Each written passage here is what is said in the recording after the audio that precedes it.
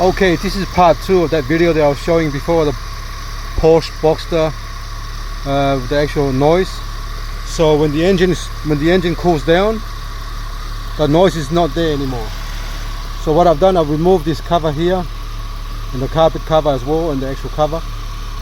So if the noise come back on, I'm going to take the drive belt off to make sure it's not a pulley or anything from this side here.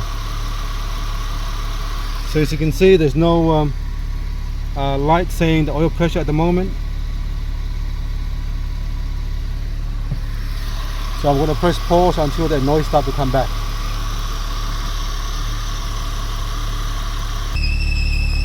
And here's the noise starting to come back.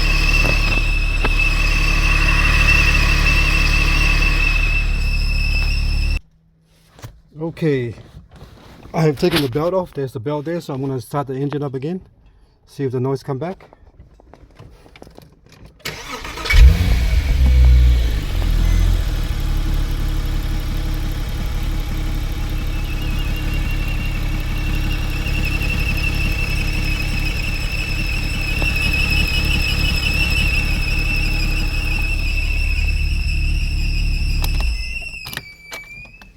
So the noise still came back. So it's not the actual, I've got to check the intake suction as well, because that can create a noise as well. So I've got to check that. Yeah, but I don't think it's the engine at the moment.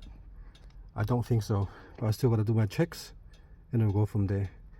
I'm still not ruling out the release bearing or something in the gearbox. At the moment, at least I took the cover off, put the oil back on.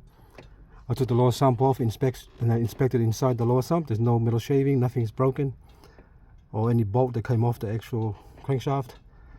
Taking the belt off, still the noise still there, so I've got to check the intake system tomorrow, and then we'll go from there. Okay, thanks for watching, and please subscribe.